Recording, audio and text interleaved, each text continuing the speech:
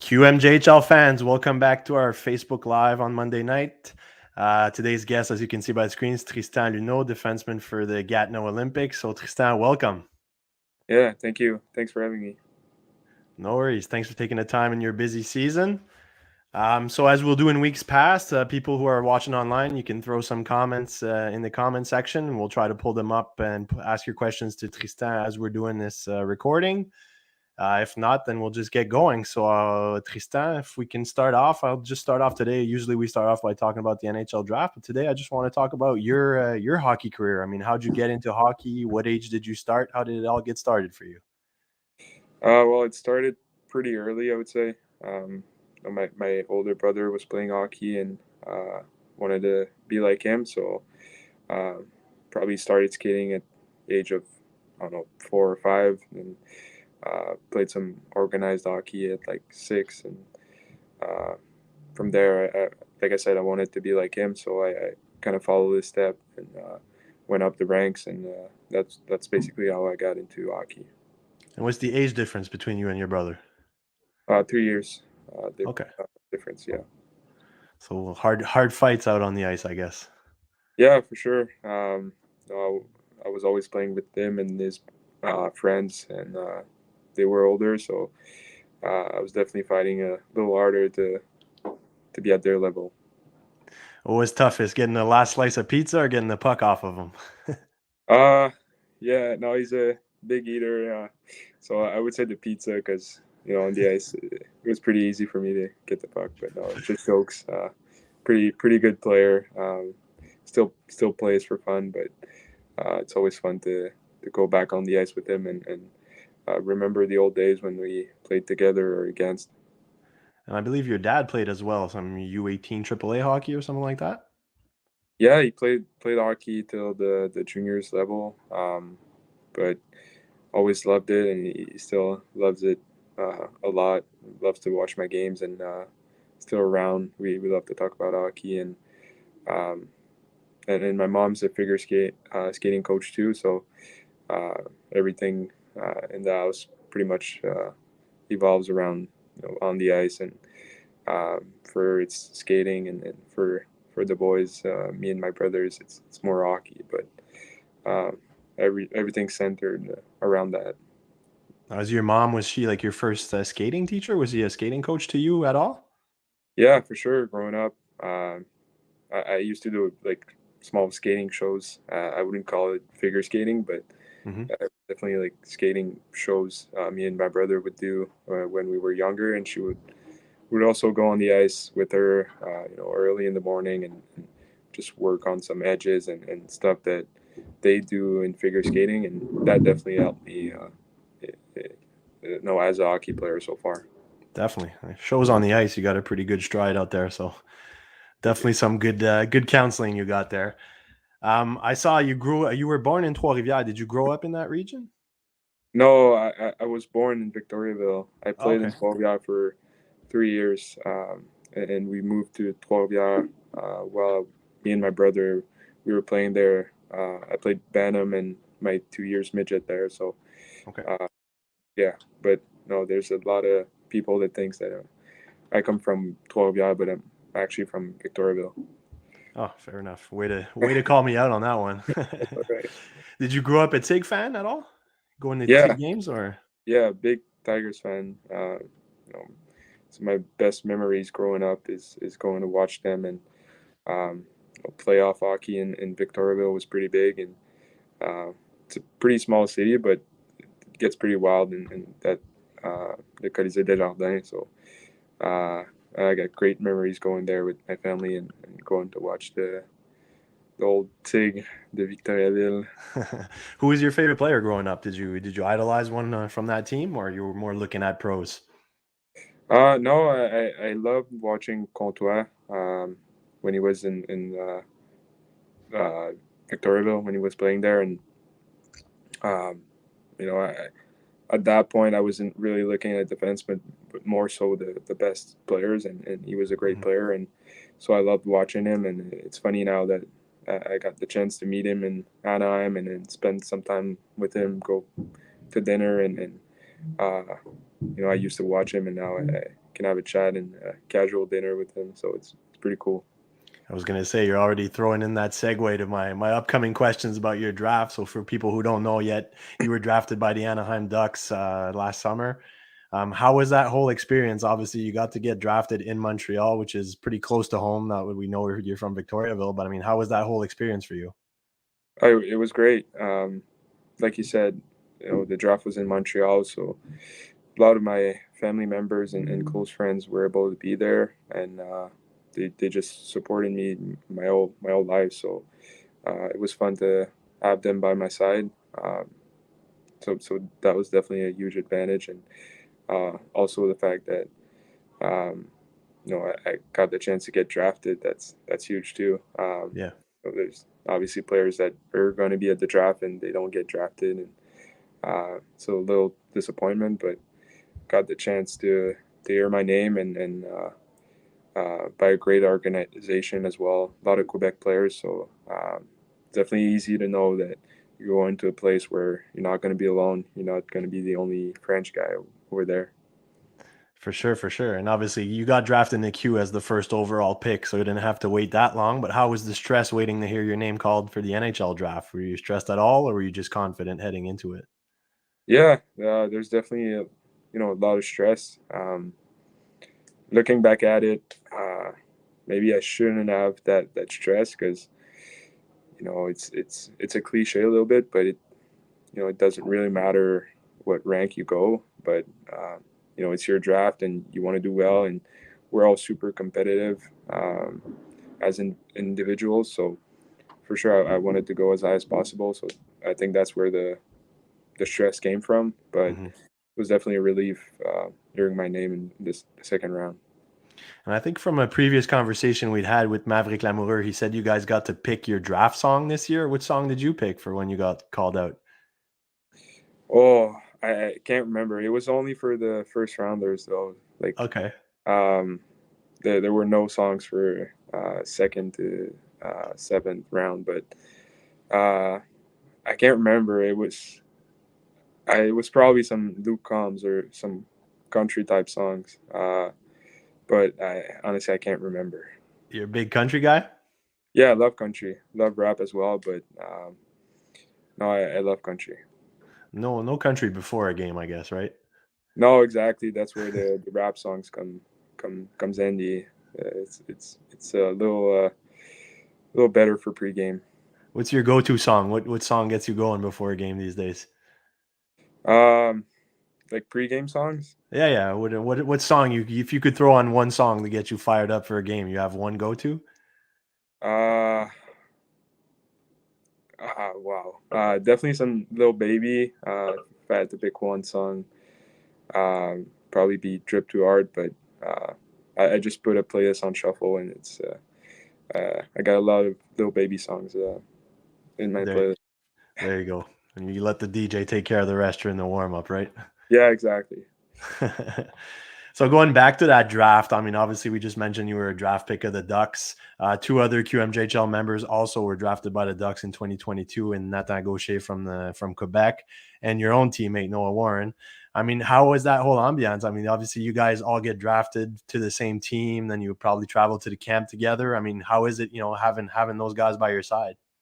It was great. Like I said, it's a little easier knowing that you're gonna have other French-speaking players over there, and so I knew there were already a couple players that were already drafted by Anaheim, and uh, on top of that, knowing that Noah and Nathan are going to be part of that experience with me was pretty special, and definitely made it a lot easier to adapt to it. And you were mentioning Comtois earlier. I know they have Simon Benoit on the squad, who's also a Quebecer. Did those guys reach out when you got drafted? Yeah, well, the night after the second round, I went out to dinner with Noah and Nathan to celebrate a little bit, and um, Comtois was there. He just said hi and talked to us a little bit, so I got the chance to meet him, and we had some skating uh, practices organized by Anaheim this summer, so I got the chance to meet the other Quebec players that were Mhm. drafted. So I got the chance to meet them all before camp, which was a good thing. And were those organized skates out here or out west? It was in Montreal. Nice. Yeah, so all the Quebec prospects we were skating in Montreal a couple weeks before camp. Now, for a kid who grew up in Victoriaville, played his U Triple A, U18 Triple A in Trois-Rivières, and now you're in Gatineau. I mean, how was it going to camp in a place where you can actually go to practice in your flip flops and there's palm trees everywhere? I mean, how's that whole experience? Can't be too bad. No, it's not bad at all. Definitely feels like summer hockey sometimes. You got to make sure you bring a little compete and not show up like summer hockey. But no, it's great to just have warm weather. It's definitely different. But yeah, it's fun to be able to go to the rink and in the afternoon maybe go to the beach or do something different. So it was a pretty special experience. Are you a golfer? You play golf at all? Yeah, I love golfing. I wouldn't say I'm a great golfer. My game has improved, but we went out there and golfed a couple of times. Even the great golfers say they're not great. So, I mean, that's a cliche right there. Yeah, yeah. Well, yeah. I wish I could say I was great, but What I'm. about growing up? Do you play any other sports or was it like hockey year round? Yeah, growing up, I played a couple other sports. I played baseball, played tennis. Yeah, probably the other sport I played the most was tennis. Okay. I was doing summer tournaments, and I wasn't really training for it. Me and my brother would just go out and play against each other, and then show up to tournaments, and managed to win a couple of them. But hockey became a big thing early on. Hmm. About the age of 12 or 13, I stopped playing tennis. So, but I still enjoy it in the summer. Sometimes just going playing against my brothers and friends. I still enjoy it. It's a great workout too, and it combines a little bit of everything. Gets you going, gets the cardio, gets you moving, gets the hand-eye coordination going. So obviously a great workout to have for sure. Yeah, What, definitely. what Yeah. were the other sports you were playing at all? Baseball. I played baseball during the summer. That was a little more relaxed sport. Hmm. I didn't play a whole lot of baseball. Played probably 2 or 3 years, but like I said, hockey was pretty big, and um, you know, early, like when I was probably 10 or 11 years old, I was doing multiple summer tournaments. So um, I wasn't able to do as much summer sports as I wish I could have done. Like I always loved soccer, tennis, basketball, but hockey was obviously my favorite sport. So um, I was doing a lot of summer tournaments. I think from where you stand today, you picked the right sport for sure. Yeah, no, it wasn't a bad choice. What about nowadays? Do you still watch any other sports? You keep a close eye. I mean, how do you relax and unwind? Do you watch anything else than hockey? Yeah, I love watching tennis. Still, my second favorite sport. Uh, I love the competitiveness aspect to the game, and it's just you against someone else. So it's definitely it's interesting to me because I've always played, sports team, and you can have the best game of your life and still not win that game. But in tennis, it's a little different. There's, if you prepare the right way and you do the right things and you execute your game plan, then you're most likely going to win if you're at the same level or a little better than your opponent. So that's what I loved about tennis, and I still love to watch it. Now here comes the big question: were you more Roger or Rafa? Who's your guy? Rafa, definitely Rafa. Just his personality relates a little bit more to me. He's a hard worker, and he's based everything around his preparation and his training, and also he was injured most of his career, foot injury, and last summer when I got injured and got surgery on my knee, I kind of related to him in the way that my knee is not will probably never be like 100% or like the other uninjured knee, but that didn't stop Rafa being one of the greatest. So that's Oh, why for I sure. relate to him. So he's inspiring you right now. Yeah, for sure. A great tennis player. Love watching him. For sure. Now you mentioned the knee operation, getting drafted already. We could tell by the stats. Obviously, you're having a terrific season nowadays. You're leading the league with 10 goals already. You're up to 27 points in 27 game after having a career high of 43 last year. So on your way to shattering that. What do you sort of like associate your climb this year to? Is it the fact that you're healthy now, or is it the fact that there's no more draft pressure at all? What's the major difference in your game? Oh, two good points you mentioned there. Starting with the knee, probably like I got a good summer training and got the chance to come into the season fully prepared and being able to just play my style of game, which is being good defensively, but also being able to jump in the offense and knowing that I have the conditioning to come back. And um, so that was definitely tough last season. And one thing that was also pretty hard last season was draft pressure, which everyone says that um, they don't feel the pressure or they manage it pretty well, but the truth is it's still there. And I didn't know it affected me until this year, where now it's behind me, and I fully experience what it is to play uh, without additional pressure. And talking about that draft year pressure, I mean, who was the person you turned to? I know Louis Robitaille there's played pros in Gatineau, but was he the one you were talking to about your draft, or did you have anyone else that you were, one phone call away that you could talk to during that season? Yeah, Louis was definitely a person I talked a lot about the draft year and his experience as a pro. Our other assistant coach Darren Rumble played in the NHL also, so and other members of the Olympics that played professional. So um, talking to them and the advice they gave me was um, pretty much really appreciated, and that helped me just going through that whole process. Also, my agent, family members, friends, sometimes just talking about it, and they have a different perspective on it. Sometimes they just go and say like, just go and have fun or Hmm. relax a little bit, and they just make you laugh, like my friends and brothers. So um, everything helped, and just fortunate to have them besides me. And I mean, pressure, you're no stranger to pressure either. I mean, coming into your rookie year, you had just gotten drafted first overall in the queue, so I'm sure you had gotten used to it during your rookie year as well, right?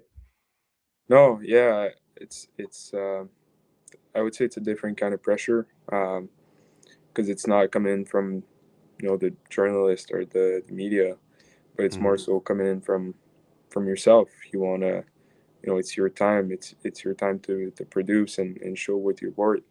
And it's the only draft year. You don't. Well, most of the players don't get a second crack at it. Yeah. Uh, some players have a terrific season the next season and they get drafted as an overage, but most of the players they only have one chance, and I think that's where the pressure comes from you and myself putting pressure to be good and to produce and to bring numbers and things like that. Now I know coming into the QMJHL, there's a lot of adjustments because it's a lot different than playing the midget or the U18 AAA ranks. So, what were some of the major adjustments, or the first thing that sort of stood out, or like your welcome to the QMJHL moment? I mean, what were some of the things you had to adapt to during that first year? Well, it's the same as going from juniors to the pros. It's play against older guys, and everything is faster. You have less time.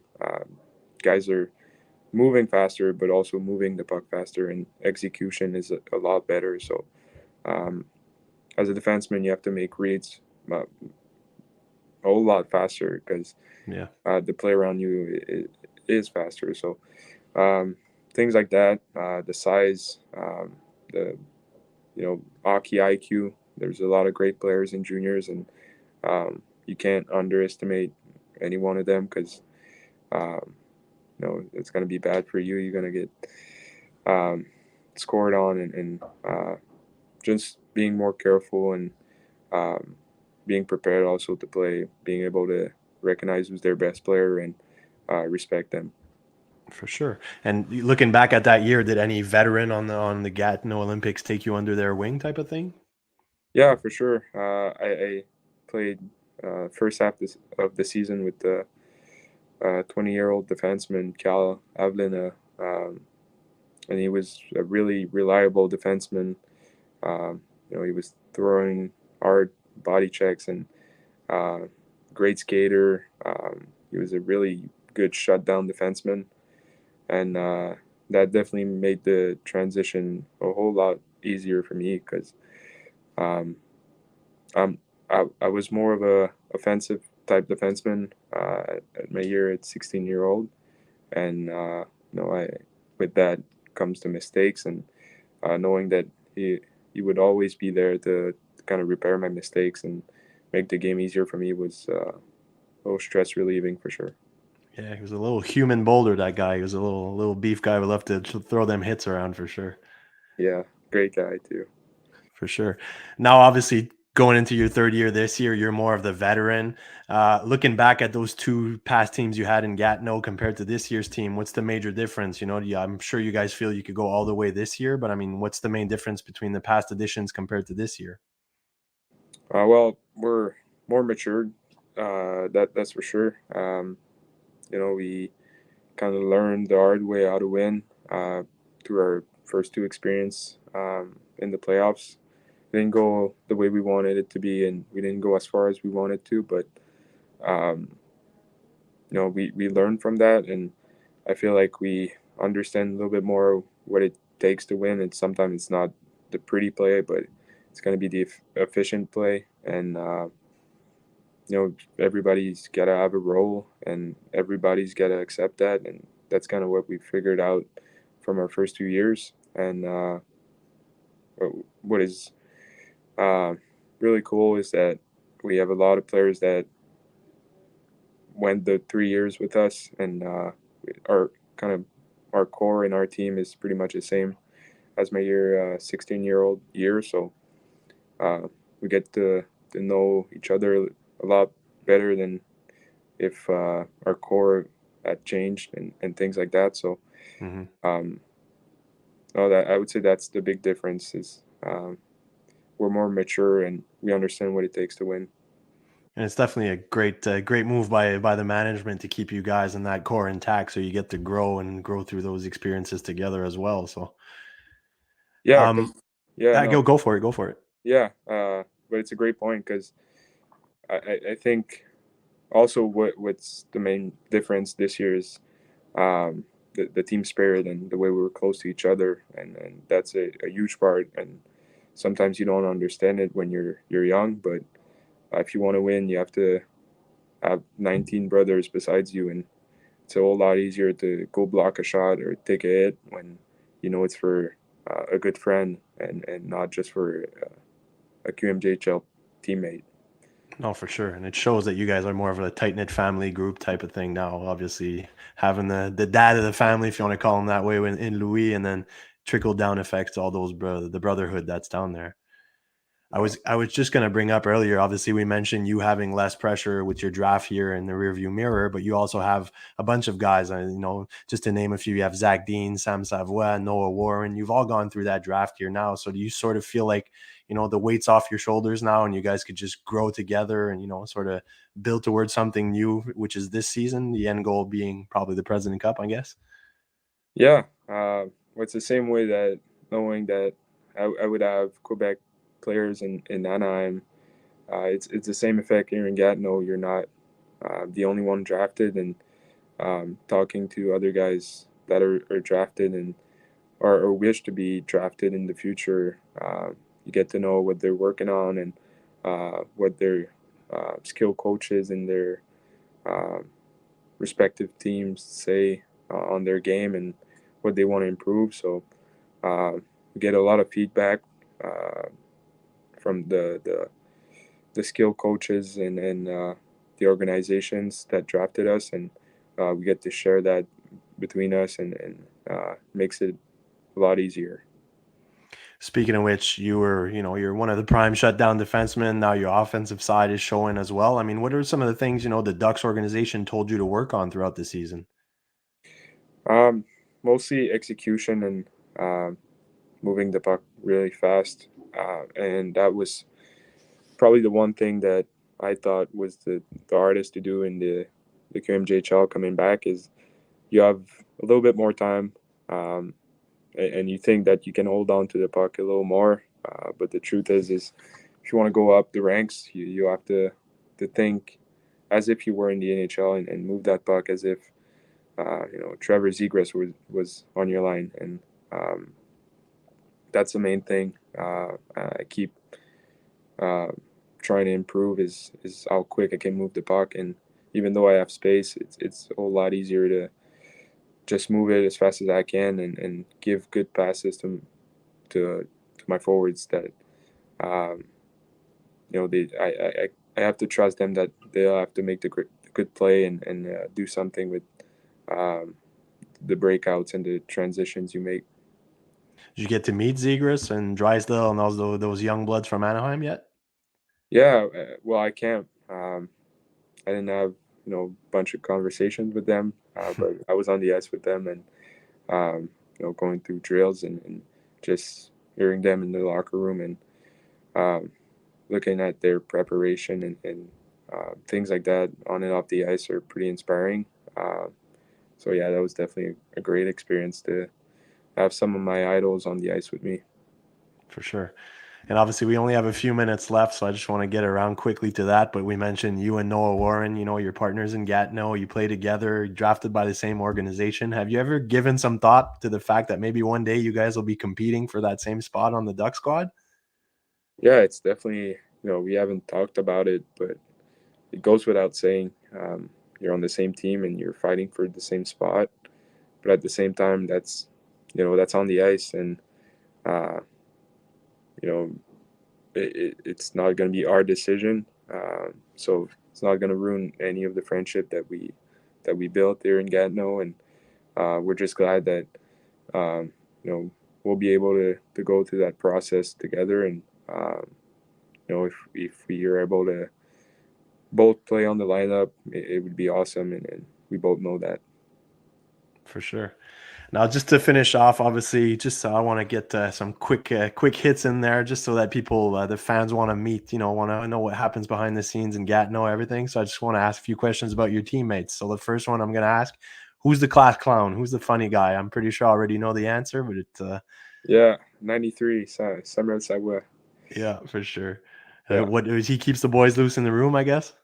Yeah, and I'm actually staying in the same building as him this year, so yeah, it's fun times, a lot of laughs. What about the weirdest pregame rituals? Who's got the weirdest ones? Oh, I would say not the weirdest, but the one that has the most is Antonin Véro. Pretty superstitious player. I don't know all of them, but he has some pretty crazy ones. Good. And last but not least, who's the most intense guy in practice? Probably have to go again with 93, Samuel Savoie, just because he's such a competitor, and it happened once in a while that he loses it in practice and in battles, but that just shows how competitive he is, and plays the same way in games as in practice. I had a feeling that would be your answer. I don't know why. Anyway, Tristan, that's all the time we had today. So obviously, thanks again for taking the time for doing this, and obviously, best of luck for the rest of the season. And just before I cut you off right here, we're going to send you off to the French interview. So if anyone watching online wants to see the same type of interview, you can log on to our French Facebook page, where Tristan will follow up with the second interview. So thanks again, and obviously, best of luck, man. Yeah, thank you. See you in the French interview. Yes, sir. Take care. Bye.